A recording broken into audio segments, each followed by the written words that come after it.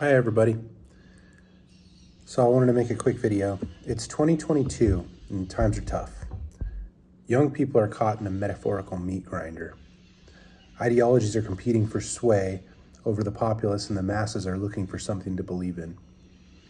I think we're seeing this clash in a rise of depression and nihilism on the one hand, and absolutism, materialism, authoritarianism on the other hand. I'm passionate about men's mental health and I create content about this particular issue, but this video is about how it is to be a young person right now, in my opinion. Young people are being crushed between as polarized of a global and local political landscape as anybody younger than the boomers have ever seen, and a global economic recession deepening into what threatens to turn into a depression.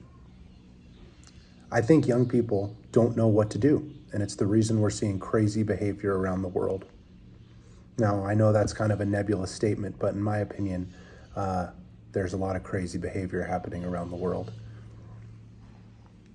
You're free to come to your own conclusions.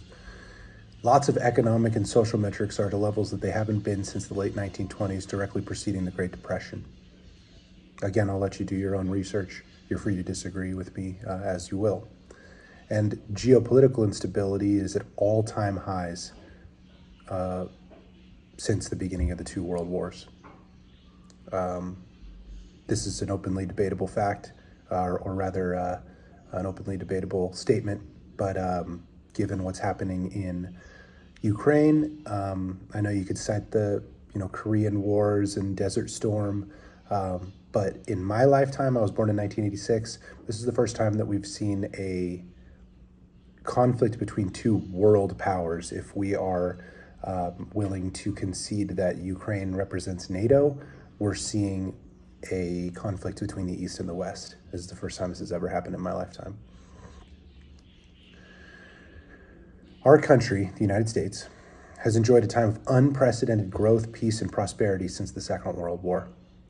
Listening to Peter Zeihan can shine a light of insight into the period of time of American security, globalization, and the benefits of global trade for the world economy. His is a channel that I have found recently. He wrote a book, I think, The End of Globalization. That might not be the actual title, but it's something like that. Very interesting speaker. He talks about economics. His channel, you can see right there. Give it a listen. He's very interesting to listen to, in my opinion.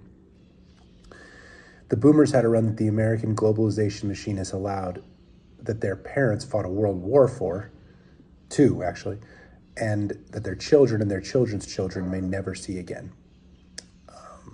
For some more insight into global politics, economics, really just a great channel if you at all enjoy studying history, is What If All This. Found his channel not long ago, highly recommend. He is a young guy, I think he's in his 20s, and puts together these great videos talking about what it's like to be Gen Z. I think was one of the first videos I heard of his.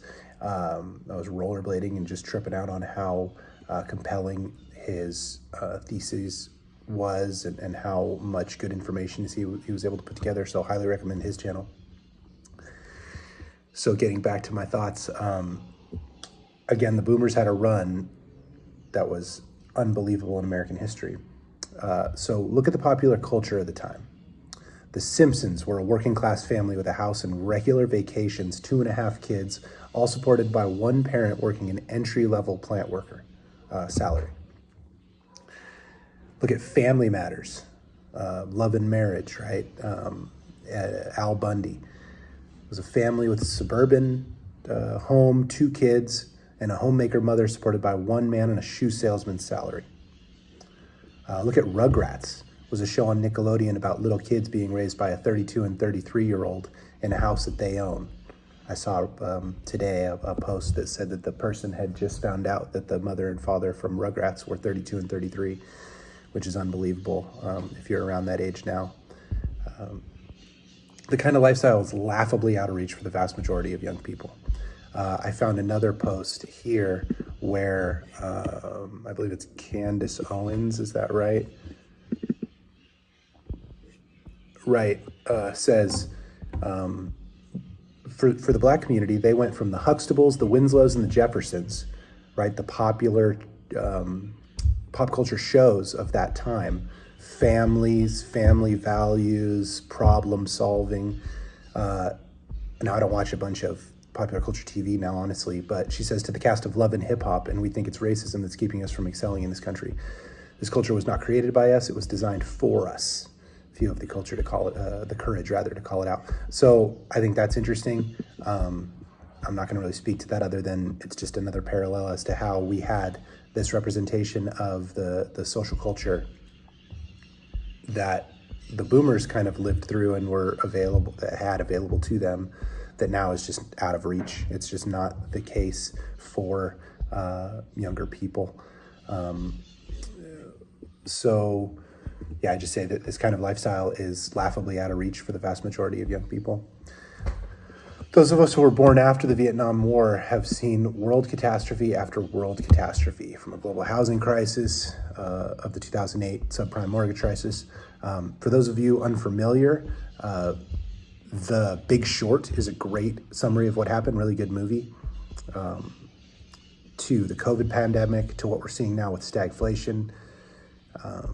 Stagflation is an interesting subject. You can look into it. I think it's a period of rising unemployment and high inflation. Now, you'll see political pundits speak to the idea that,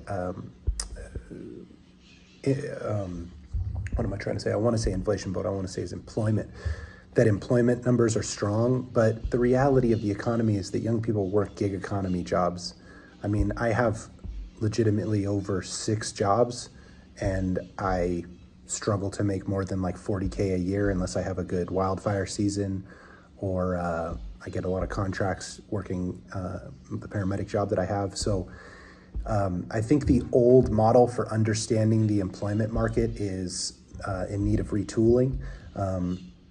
It's just, you just don't walk into a factory and get a job that pays you for 20 years and then gives you a pension. It just doesn't happen anymore. You got to be agile. There's a lot of people in the younger generation that are competing in the marketplace, the labor market, and that creates labor inflation.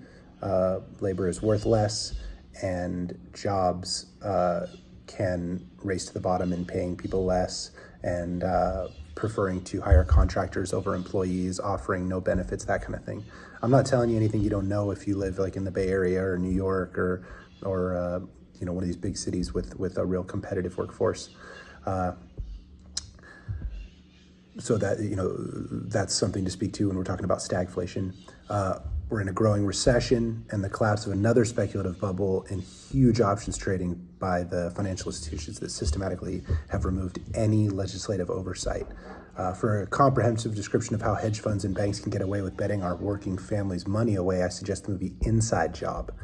Very interesting movie, really depressing, honestly, but it shows you how, I think it was Greenspan and these other kind of crony capitalists, excuse me, kind of makes me sick just thinking about it, lobbied Congress and gave these real impassioned speeches before the House and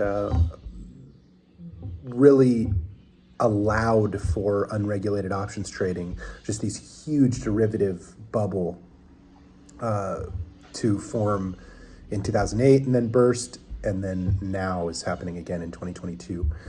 And then I just wanted to kind of leave you with one more video that I thought was really poignant, because one of the things that's culturally leading us astray, I think, is this fascination and insistence on the idea of equality. Now, I mean, on the face of it, what's wrong with equality, right? Like, if something's unequal, then there must be malevolence involved, right? Except the more you think about it, if you think about something like sports, we don't watch sports for equality. And I don't. I want to see the best of the best perform at the height of their ability and show us all how truly unequal they are, right? And so here's a quick video of really the scourge of equality and why we need to focus on things like, how should you say, justice and equity of opportunity. Focus on the integrity of our institutions and not the equality of outcome with people and so forth. It really just brings us all down to the lowest common denominator. So, do you know how North Korea became how it is today? When Kim Il-sung came, he made one promise to North Korean people. I'm going to feed you rice and meat stew each meal. And I'm going to get rid of all the inequality. If I do that, why don't you give me all your land and all your rights? We wanted no inequality, so we gave our land, our rights to this one guy. He took everything from us. So whenever in America I came, and people in Manhattan, living in the best city in the world, telling me passionately how America is so bad. So I asked them, so what is it so bad about America that you hate so much? And they say, you know what? We have inequality in this country. That's an amazing thing that you can rise to compared to other people. The enemy is of poverty, not inequality. Thank you so much for watching. I appreciate you guys. Love you, and I'll see you in the next video.